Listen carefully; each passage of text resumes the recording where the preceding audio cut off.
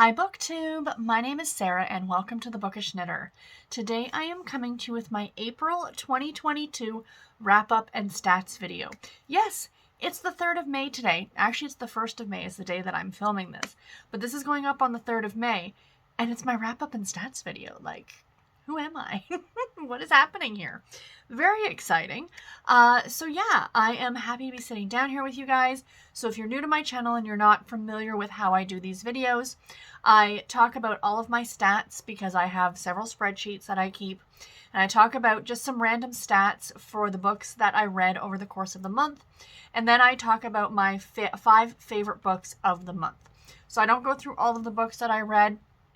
I only talk about my top 5 because I do vlog every single week and I talk about all of the books that I've read in those vlogs. So I think it's better just to talk about the books that were my favorites for the month.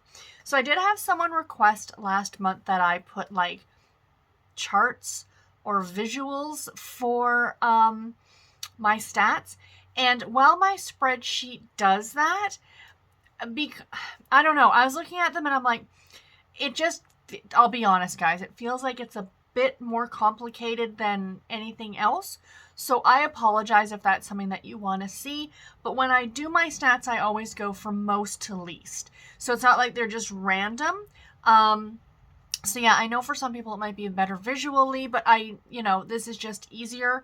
And I'm sorry, I did fiddle and finagle around during the month to see if I could get like charts and stuff that would work easily, but it just seemed to be a lot more work than it was worth, to be honest. So yeah, maybe at the end of the year that is something that I will do, but not for my month-to-month wrap-up videos. So anyway, in the month of April, guys, I read 22 books. So that was my best month so far this year. Still, we're only 4 months in, but still.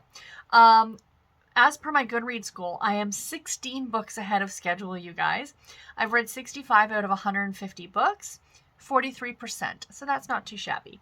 In terms of star rating, I did have 1 2-star read this month. I had 8 3.5-star reads, 9 4-star reads, 3 4.5-star reads, and guys, a 5-star.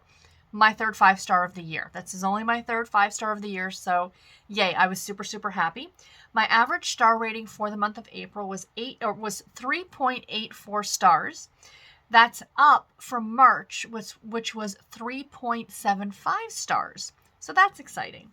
In terms of the genres that I read, and this is what I mean when I was saying, like, I felt like the charts and stuff just seemed to be, like, a little complicated. Not complicated, but busy. Busy's the word I'm looking for.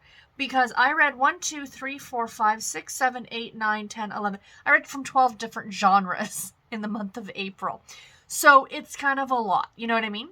So in terms of what genres I read 5 cozy mysteries in April, which was very exciting, 5 contemporary romances, 2 inspirational romances, 2 historical romances, a romantic suspense, a thriller, a chick lit, a historical fiction novel, a middle grade, a YA contemporary, a mystery, and a fantasy romance. So a little all over the board. A lot of romance, a lot of different genres of romance, and some mysteries and stuff in there. But yeah, really fun.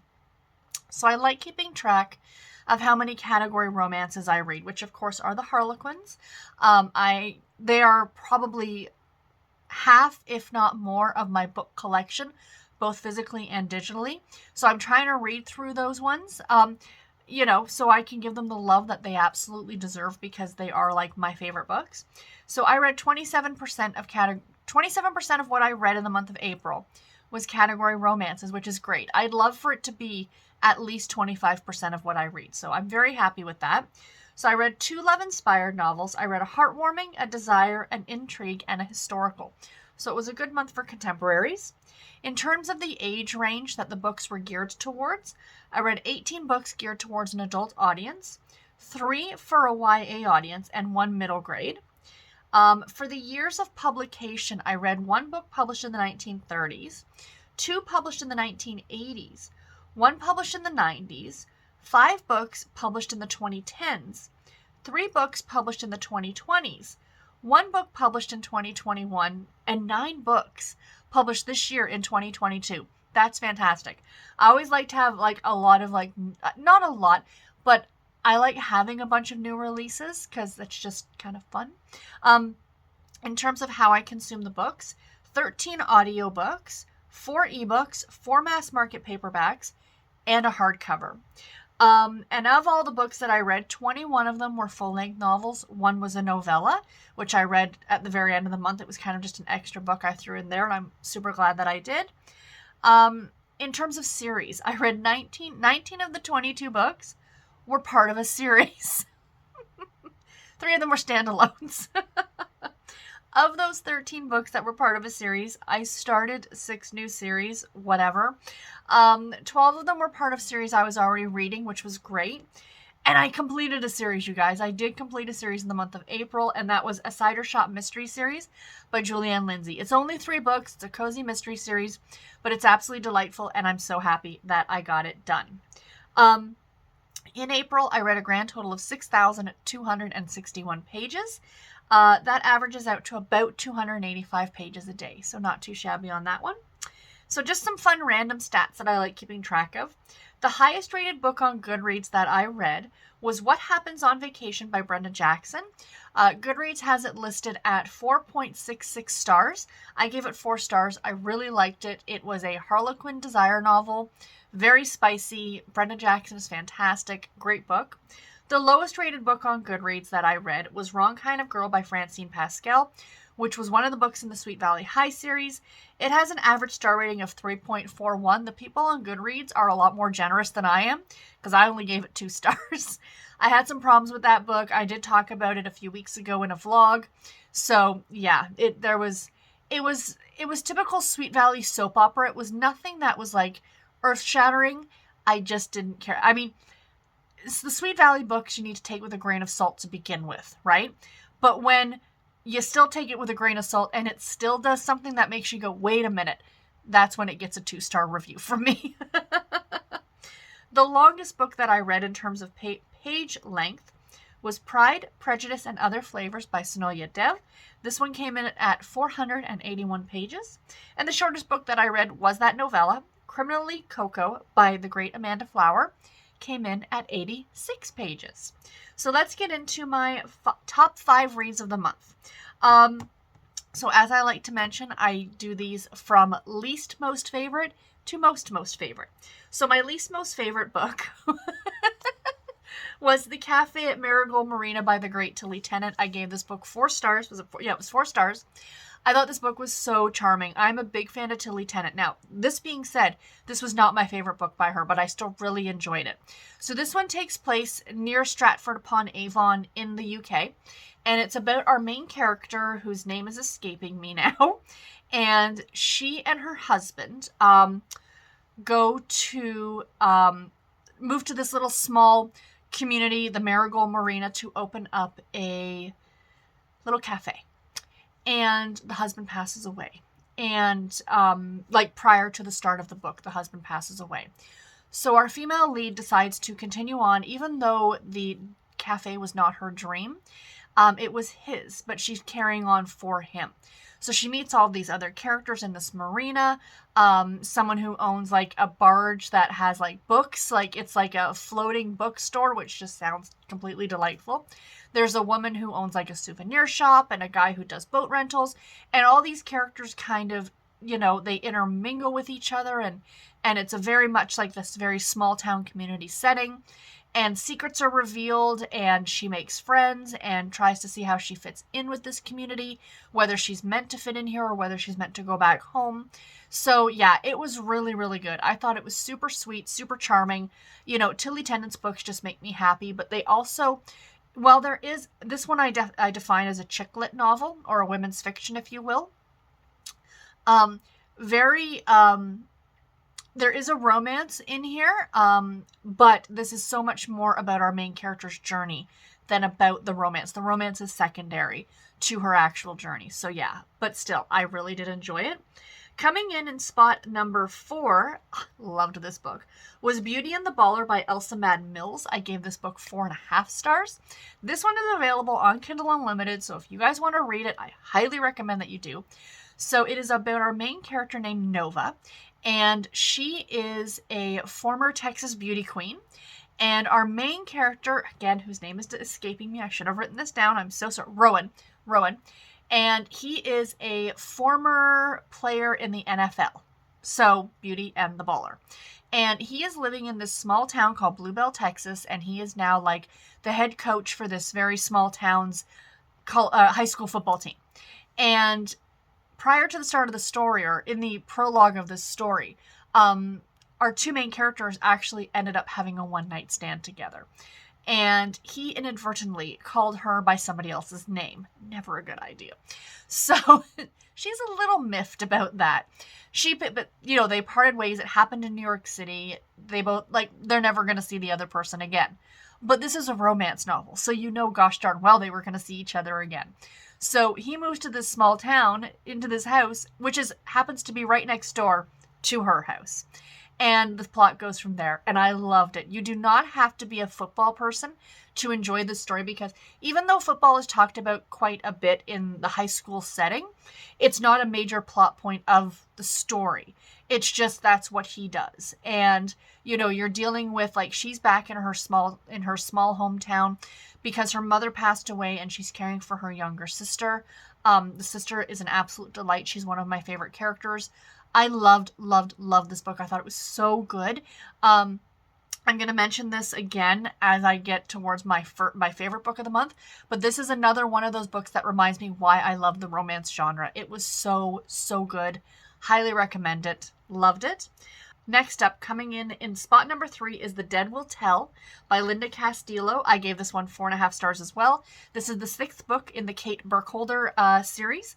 I love this series. This is my new favorite book in this series. I thought this book was fabulous. Absolutely fabulous. So in this story, or in the... So each of the stories in the Kate Burkholder series you could read them as self-contained stories. There's a case. There's a start and a middle and an end to each case. But sometimes there is an overarching plot that flows through all of the books. And I am reading them in order. But you could absolutely read them out of order. Now, that being said, the premise of the Kate Burkholder series is about a police chief named Kate Burkholder, who is former Amish. She grew up Amish, but did not join the Amish church. She left on her Rumspringa and didn't come back. She came back, but she didn't join the church, essentially. She stopped being Amish. She went to the police academy, she did all those things, and now she's back living in the same hometown that she grew up in, but now as the chief of police. Her brother and sister still live in town. They are still Amish. She is not. But of course, because it's this small town called Painters Mill in Ohio, which has a very high Amish population, she is able very easily to interact with the Amish residents because of her background. So that's the premise of the series. So in this one, a family is, years and years ago, a family was killed, an Amish family, in a pretty horrific murder. And now people who are not Amish are being killed. And Kate is trying to find out what the two have in common, like why these people, what it has to do in relation to this old cold case. So I don't want to get much more into it other than that because I don't want to give too much away, but it was really, really good. I read this, of course, for Amish in April. Now, that being said, this is not a cozy mystery. This is a very gritty police procedural. It is not... It gets very brutal. It gets very graphic, but it's so good. These books are really, really good. And, I highly recommend this series to everybody because I really like it. Coming in spot number 2 is The Exiles by Christina Baker Klein. I gave this book 4.5 stars as well. I absolutely loved it. This is a historical fiction novel. I actually read this for a book club, and I did a live show about it. I'll find it on YouTube, and I'll link it below in case you're interested in watching the live show. The premise of this one is about these women who were convicted of crimes in the 1840s in England and were sent to exile and to Australia. So the bulk of the story is their journey on that ship to Australia. And then the last third of the book is about them actually being in Australia. So I don't want to say too much about this. That's really all that I knew going into it. It was fantastic. It was so good. I learned so much. about that time period. I had heard about this, like, you know, everybody kind of knows that, you know, the colonization of Australia with the sending over of the convicts and what have you. I mean, the Aboriginals were already there. However, we all kind of are familiar with that, but to really see it, especially from the perspective of these women, like, I didn't know reading this. I thought the punishment was them being sent over there.